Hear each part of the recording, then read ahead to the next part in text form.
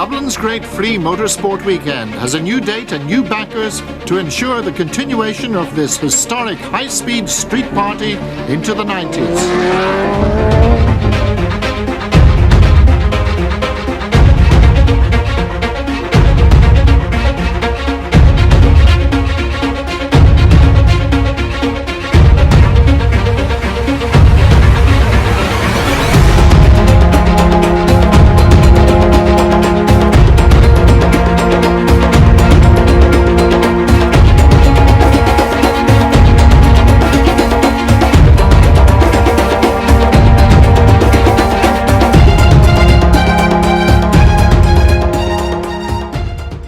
Manders, this must be a very nostalgic day for you.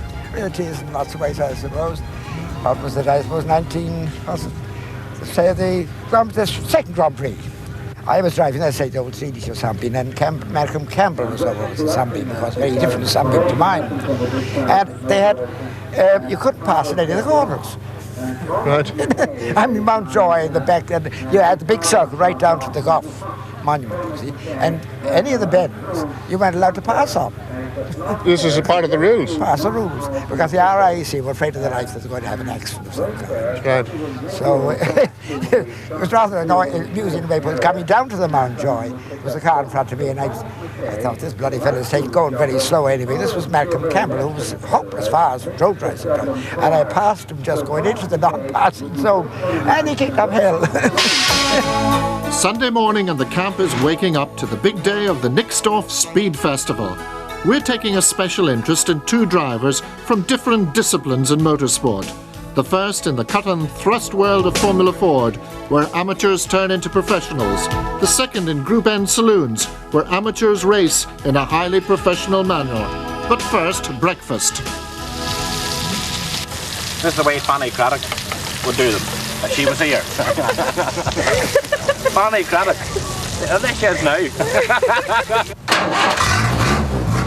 Tommy Burke, the young Cork driver, was voted Driver of the Year by Fords in 1989, and he has astounded the establishment by placing his Mondial on pole position.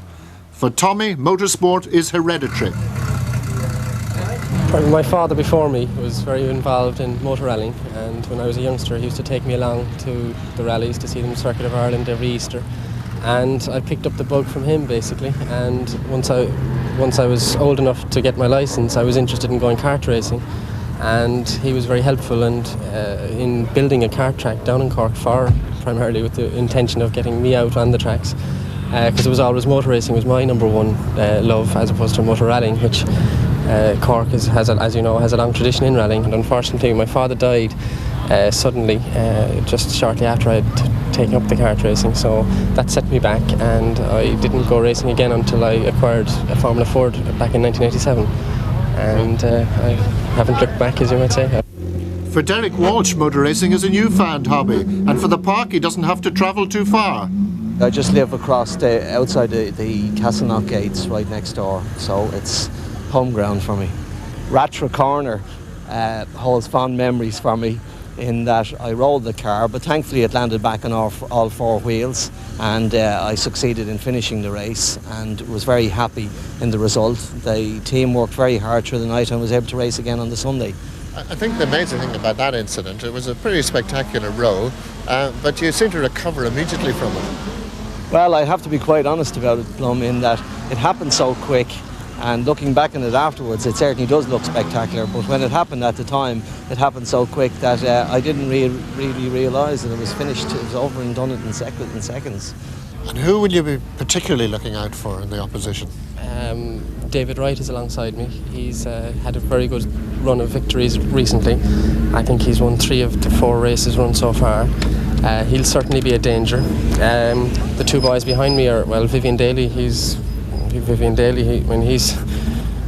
been the number one dog in Irish Formula Ford for the last 2 or 3 years, so I mean, he really will be a big danger. I've had 3 wins, a second and a third in 5 outings, so I've always been there or thereabouts, and it's always been good to me, this place. Well, I've won the park twice, I only got to remember that. Tommy's put the cat among the pigeons. It's good to see it happening. The guy tries hard, he's tried hard all year, so all we can do is hope everything goes well for him today. Well, practice was a bit of a problem. It was quick enough right through the last couple of laps, and I lifted off to try and get a tow or a slipstream from another car, and it just didn't work out, and everyone else banged in a very quick lap in the last lap, so I'm back in the 4th row. What's the opposition in Derek's 2-litre class in the saloons? Well, I think my biggest rival would be Frank O'Rourke. Frank is back after an absence, and he wasn't involved in the same class as myself last year. He was involved in the 2 to 3 litre class, but he's driving his son's Tomas's car in the park this year, so he's a main rival. Also John Hayes, which was my idol. We have a lot of races which are hard and tough, and you know, best man always wins. I think he this year so far is the best man. I think Derek, he's been driving very well since he got the Golf. He's been going pretty well, but I think at the end of the day this car in the park would have the legs on the Golf, like, you know. Tony Brennan must also be considered, but out front it'll be a race between the Sierra Cosworths and the BMW, and an eventful one at that if yesterday is anything to go by. Michael Leonard is fitting a new gearbox, John Burns has to put new electrics in his Cosworth, and Hallfield's also had problems. But that's no way to treat a beautiful BMW. It's not, no. Unfortunately, we had a serious mishap yesterday. As you know, the circuit is extremely quick this year. We were doing about 150 miles an hour coming into Mountjoy. Gordon Kellett and myself left braking very, very late, and unfortunately I had half lost the car, almost got around the corner. Gordon left his braking very late and ran into the side of the car. This is the result. Pure racing accident. Nobody was at fault or to blame. Peter Faulkner and his Sierra is the big success story of the park so far. Peter, I suppose we could say you've got plenty to blow about after yesterday's victory. Yeah, it was a great race. It was a pity about John Burns. It looked like it was going to be a cracker of a race, but John seemed to have a problem off the start line. We touched going up the straight. I ended up on the grass and I went down to 3rd place. But I made back the 2 places and John pulled in, and it was a fairly handy sort of a win after that. But the next off's race, is it going to be the Cosworths out front again? Yeah, the format for the next off race is that each of the 6 fastest cars overall will be team leaders, and the teams will be made up of 3 cars in each. It'll be a scratch start, so it'll be the race all over again. The Fiat or Fiatnams, as they have been appropriately christened, act as a warm-up to the afternoon's attractions. And it's the Mervyn Miller and Eugene Ward show all over again. But look at this red kamikaze pilot coming down the outside. What corner? Nobody told Kevin Byrne that he had to turn right. By Monument and lap 3, Miller and Ward have broken away a little.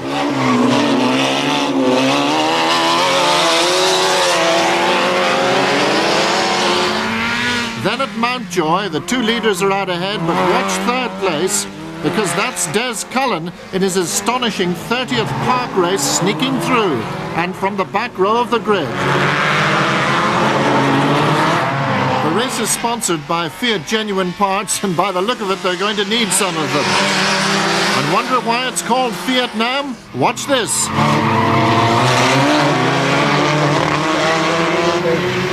Well, it's that man Ward at it again.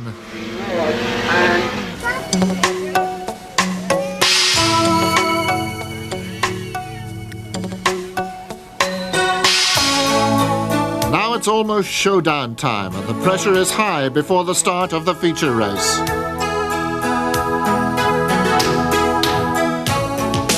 Just thinking about it, I didn't get much sleep last night. I was thinking about it all the time. I've been on pole before last year in the festival, so it won't be a new thing to me starting on the front row, but at the same time I never had the class of opposition that I have right behind me today. The Formula Ford warm-up is the last chance to check everything. Derek Jolly might be described as Tommy's minder, and he knows what an important occasion this is for the young driver. This is a very big day for Tommy. It's a very big day. It's probably the greatest day in his career, short career to date. And this could be hopefully a turning point, prove how good he is, because he is good. Is the nerve going to hold out to enable you to stay here at Mountjoy for the race? I'm not too sure. I think I shall have to go in and get some sustenance. But first it's saloon time and the eagerly awaited Nixdorf Group N race. On the warm-up lap, Derek Walsh reminds us that this place has to be taken gently. I think you have to have a lot of respect for road racing, there's no doubt about that. Anybody that goes out there with a nonchalance attitude is very foolish. But having said that, when you get behind the wheel, there's only one thing in mind, and that's just to get moving. 8 laps lie ahead with this interesting team handicap incorporated in the race. On the rush down to Mountjoy, team leader Frank O'Rourke is on the left. Tony Brennan has moved across us in the Golf GTI.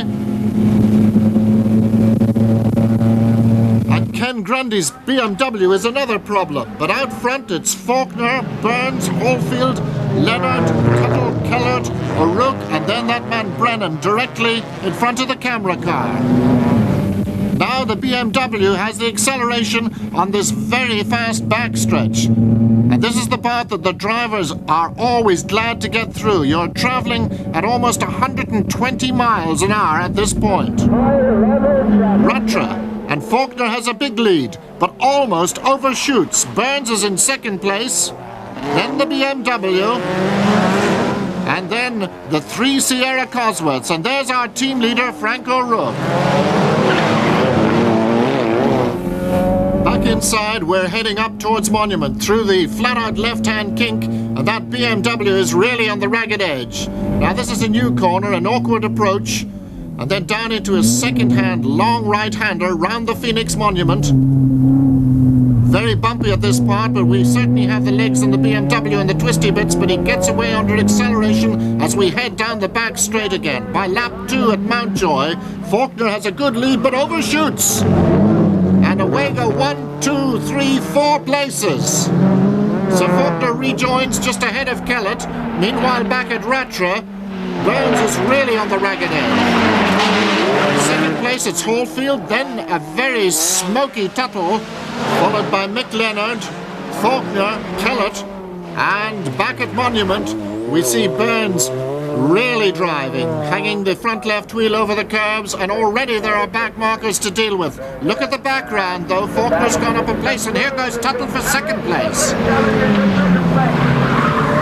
So Reg Tuttle in the car that he's just hired for the weekend, having a superb run there, number 3. That's our team leader, who's well in charge of the 2-litre class. And here's Mick Fitzgerald in the now aging Capri, finding that the road holding just doesn't match up to the modern machinery. Back at Mountjoy, and now the BMW under pressure, and Leonard this time overshoots. The Sierra Cosworths having trouble getting stopped from that long, long straight. Back in the Gulf Wars, we've a new BMW problem, and that belongs to Keith Morley. Derek Walsh deals with it very nicely going inside. Let's look at that again from inside the car. There's Morley just overtaking us in the straight, and Walsh dives for the inside, forcing the BMW out over the curbs and consequently retains his place. At Monument, Hallfield is still under pressure from the Sierra Cosworth. And the Gulf War is still as hot and heavy as ever. And this is Tuttle going for the lead, but it's all been thrown away and he's stalled the Cosworth.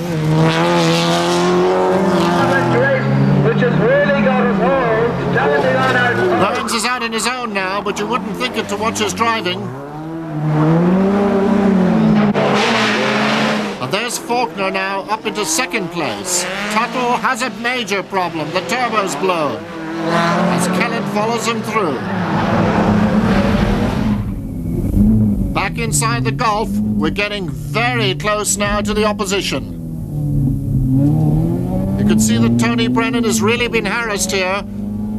As we go through the kink once more towards Monument, watch for his braking point.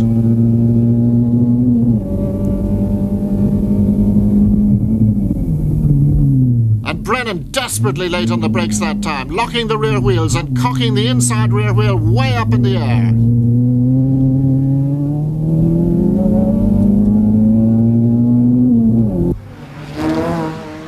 This is back at Mountjoy, and that's that man Morley in problems again. The Pico's car goes onto the grass, but keeps the shoe in it. From inside, once again, we get this personal view. No sign of the BMW at this point, and suddenly it's come right up our right, forcing us onto the grass. Walsh keeps the foot flat down, one of the flag marshals diving for cover. McMahon, the third member of the team in the BIF Honda. Down he comes down into Rattray under big pressure from Mike Armstrong. And Armstrong taking the place. Man's in a nasty position there, but manages to get going without too much time loss. Down into Rattray again, and once again Morley is the problem. This time, a little bit of not too gentle assistance sadly still doesn't work, and Tony Brennan is disappearing towards Monument. So as the Peaker's car heads for home, John Burns has won, and Peter Faulkner's drive up to second place gives him the Nixdorf trophy. Congratulations.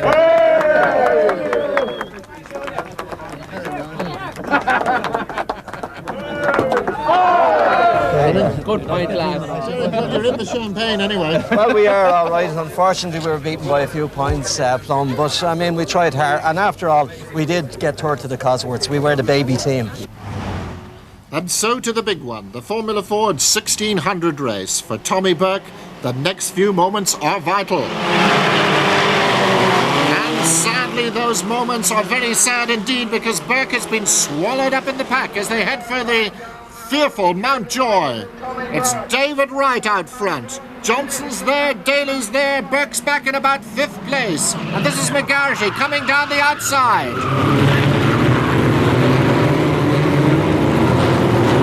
Miraculously, everybody gets through.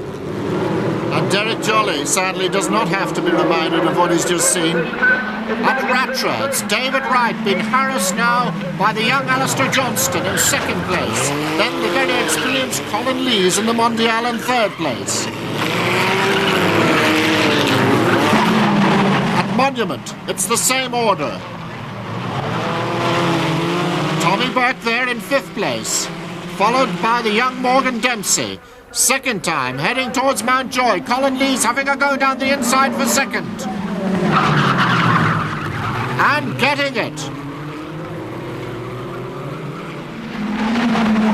Back at Rattray again. And David Wright can't shake off the pursuing pack, particularly with Colin Lees in the chase. Monument, same order, and it's very close indeed.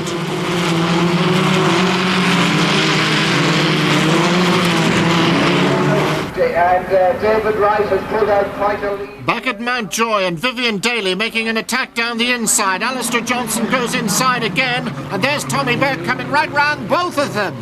Up in the curbs, but he's lost it, and he's lost at least one of those places. Now David Wright has broken free. And it look there. Yes, indeed, Robert Ryan has gone round, lost a couple of places at the back of the field, but rejoins undamaged. Mountjoy once again. David Wright has gone through. This is the battle for 2nd place, and Tommy Burke's been hit. It must have been by Vivian Daly. He's losing stacks of places. Oh, what a shame.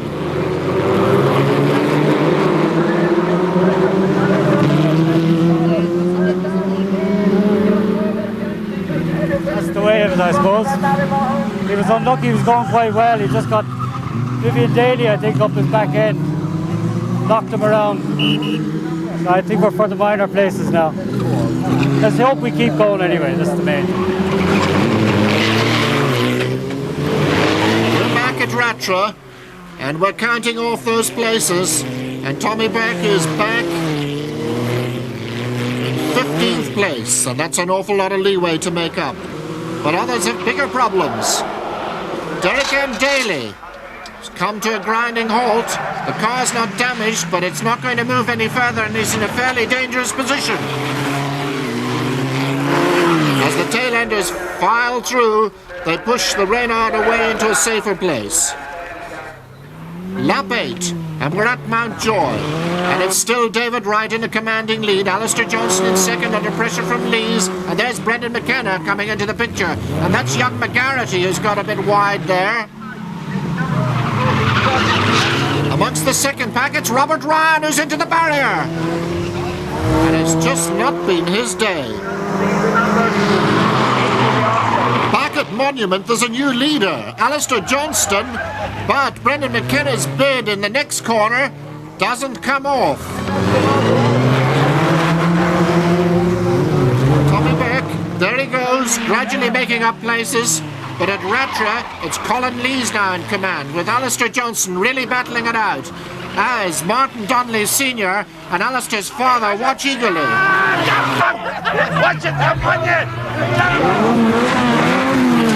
Johnston's gone and so is Lees. The front two are out. Oh, what a tragedy. Harry is not pleased, but looking at the replay, you will notice that the Mondial suddenly slowed and Alistair Johnston had no option but to go over it. But what a sad end for the young up-and-coming driver. Now he's got another problem. How are you getting home by? Meanwhile, out front, it's Brendan McKenna, and young Morgan Dempsey is really beginning to show now in second place. This is Dempsey challenging for the lead. In third place, you've got Edgar, and fourth, McGarrity. At Ratra, it's the same. McGarrity goes up the inside. And Tommy Burke making up places all the time. He's now in 8th place. McKenna overcooks it. This is the last lap. Morgan Dempsey Jr. leads. McGarrity is second. It's going to be a sensational finish. And the problems aren't over amongst the back markers. Oh, John Whelan and Francis Prendergast have a big one at Mountjoy. Fortunately, the Nace driver is perfectly okay, but his laser is far from fit. So Morgan Dempsey comes up to take a historic win here at Phoenix Park. Surely one of the youngest drivers ever to do it. To take your first ever win on the big race is quite sensational. And Tommy Burke, well, ending up in 7th, not too bad. I don't suppose even in your wildest dreams you would have been expecting this moment. No, I never dreamt of winning the park. Well, I did, but it was sort of a dream, as I said. And, you know, even up until when I was coming into the paddock after the race, I thought I'd finish second. And then to be told I'd won, you know, I was just over the moon, delighted. Do you not realise the leader had gone? No, because I saw Colin Lees' car, but I never saw Alistair's car, so I presumed that Alistair got a break. And I was dicing for second, and I was just happy to hold that second. And to, you know, my thoughts were to finish second in the park was brilliant. But then to hear that I'd won, I was just over the moon, delighted. And there's another winner. Kevin McGarrity's storming drive with real Gibson flair gets him the Gary Gibson Memorial Trophy. But one person not on the rostrum after a weekend that had promised so much, Tommy Burke. Naturally, he was deflated. Yes, I am a bit disappointed, all right, because I look upon what might have been now, but these things happen, and there'll be other days, and we'll do the business some other day. Disappointment for Tommy Burke, but far from it for Derek Walsh and the thousands who enjoyed the free next-door Phoenix Park weekend.